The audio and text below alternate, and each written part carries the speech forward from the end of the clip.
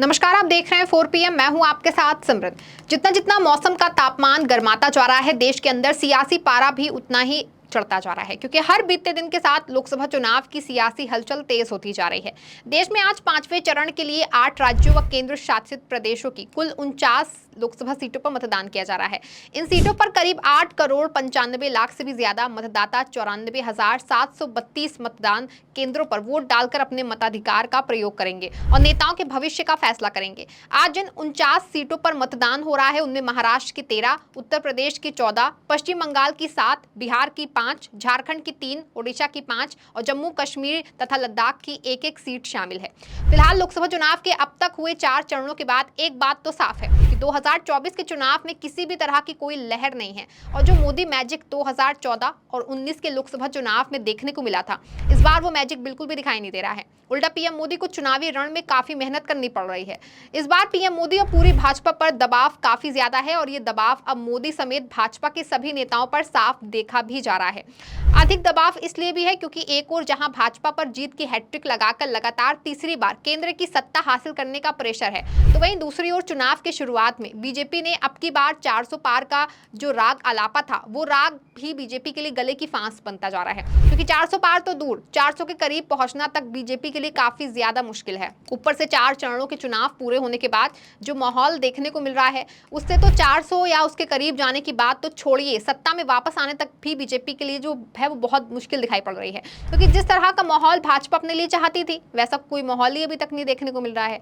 जबकि दूसरी ओर विपक्षी दलों ने इस बार काफी अच्छे से घेराबंदी करना शुरू कर दिया है।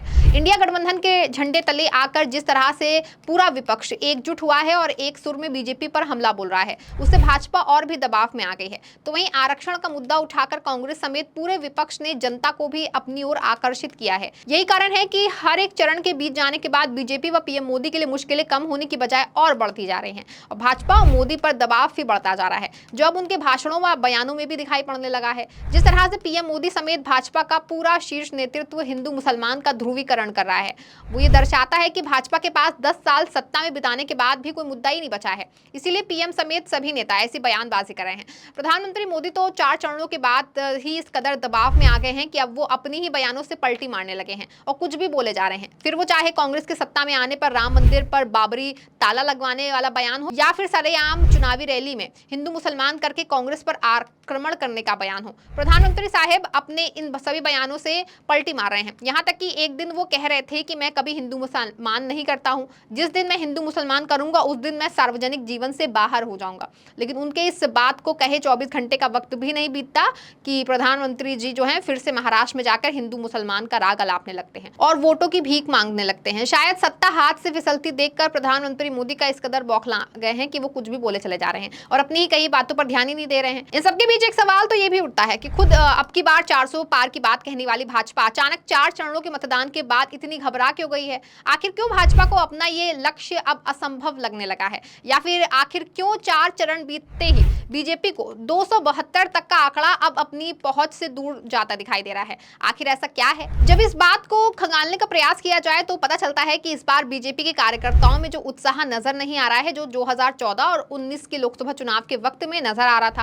अब कार्यकर्ताओं के उत्साह में कमी की वजह क्या है, ये जानना भी बहुत जरूरी है, क्योंकि बीजेपी के बारे में ऐसा कहा जाता है कि बाकी जगह राजनीतिक पार्टियां चुनाव लड़ती हैं, जबकि भाजपा में संगठन चुनाव लड़ता है। लेकिन इस बार बीजेपी का वो ही संगठन जमीनी स्तर पर उतना उत्सुक, उतना खुश, उतना मजबूत नहीं नजर आ रहा है। भाजपा वो राजनीतिक दल रहा है जहां बूथ स्तर पर काम होता है। बूथ स्तर के भी बीजेपी के कार्यक्रम उतने ही मेहनत करते हैं जितनी कि भाजपा के उच्च स्तर के नेता करते हैं। लेकिन इस बार बूथ स्तर पर, तहसील स्तर और यहाँ तक कि जिला स्तर पर भाजपा कार्यकर्ताओं में वो एकजुटता और वो मेहनत नजर नहीं आ रही है। और साथ ही भाजपा की मातृशक्ति कहे जाने वाला संघ माने कि आरएसएस भी इस चुनाव में उतना एकजुट और मेहनती नहीं लग रहा है जितना वो हर चुनाव में आमतौर पर रहता है। यही तो कारण है कि मोदी और शाह तो जीत का दंभ भर रहे हैं और शुरुआत में 400 पार की बात कर रहे थे, लेकिन जमीनी स्तर पर बीजेपी के लिए मुश्किल जो है वो इस चुनाव में शुरू से ही बनी हुई है। पिछले 10 वर्षों में भाजपा की चुनावी सफलता की एक बड़ी वजह पार्टी का विस्तृत और संघ तंत्र ही रहा है। फिर वो चाहे 2014 का लोकसभा चुनाव हो या फिर 19 का, हर बार प्रत्येक संसदीय क्षेत्र के प्रत्येक बूथ की जिम्मेदारी पन्ना प्रमुख संभालते हैं।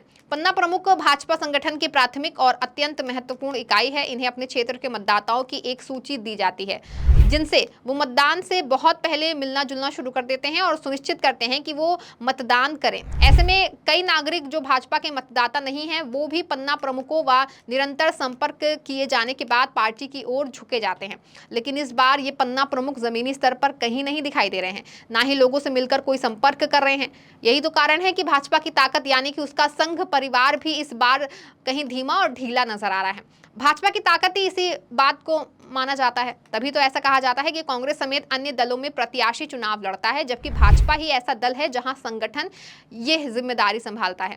संगठन चुनाव लड़ता है, लेकिन इस बार ऐसा देखने को मिल ही नहीं रहा है। इस बार बीजेपी के कार्यकर्ताओं में उत्साह की काफी कमी दिखाई दे रही है, जबकि इसके ठीक उल्टा राम मंदिर निर्माण के वक्त भाजपा के इसी संघ परिवार ने जमीनी स्तर पर काफी मेहनत की थी।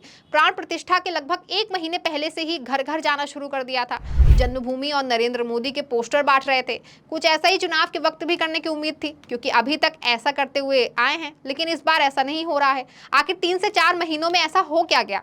कहीं कोई पोस्टर, पर्चा, झंडा नहीं है। यहाँ तक कि उस स्तर पर कोई घर घर वोट मांगने तक नहीं जा रहा है, जिससे कि साफ जाहिर होता है कि छोटे स्तर पर या यूं कहें कि जिला तहसील स्तर पर संघ का कार्यकर्ता भाजपा से नाराज है और कहीं कहीं बीजेपी का कार्यकर्ता भी पार्टी के कुछ फैसलों से खुश नजर नहीं आ रहा है।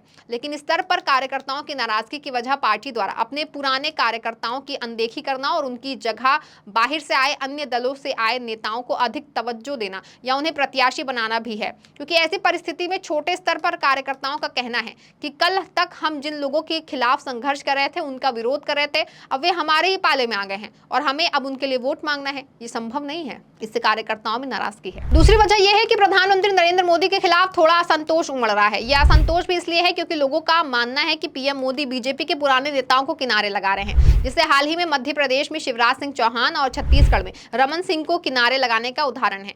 ऐसे में अब लोगों को डर है कि लोकसभा चुनाव के बाद कहीं यूपी के सीएम योगी आदित्यनाथ के भी साथ ऐसा ही हो सकता है। इसलिए यूपी में कार्यकर्ता इस वजह से भी थोड़ा नाराज चल रहा है, क्योंकि योगी को हटाने की बात पिछले कुछ दिनों से दिल्ली के सीएम अरविंद केजरीवाल भी कर रहे हैं, जिसके बाद कार्यकर्ताओं में इसको लेकर के और भी खौफ है। इसके अलावा सबसे बड़ा फर्क राम मंदिर को लेकर दिखाई देता है। पिछले 2 लोकसभा चुनावों में संघ परिवार ने इसे बड़ा मुद्दा बनाया था, लेकिन आज कार्यकर्ता इस मुद्दे पर भी उदासीन दिखाई दे रहे हैं, जो पिछले कई दशकों से उनके अस्तित्व की सबसे बड़ी पहचान बना हुआ था। जनवरी का माहौल देखकर ऐसा लग रहा था कि चुनावों में भी राम मंदिर एक बड़ा मुद्दा रहेगा, लेकिन ऐसा होता दिखाई नहीं दे रहा है। बड़े नेता भले ही अपनी रैलियों में मंदिर का जिक्र कर रहे हैं, पर जमीनी स्तर पर गूंज अधिक सुनाई नहीं दे रही है। साफ है कि एक और जहां भाजपा और पीएम मोदी 400 पार और लगातार तीसरी बार पूर्ण बहुमत की सरकार बनाने की बात कर रहे हैं और प्रयास कर रहे हैं, वहीं दूसरी ओर बीजेपी का कोर वोटर और कार्यकर्ता व संघ की जमीनी स्तर पर बीजेपी से नाराजगी दिखाई दे रही है।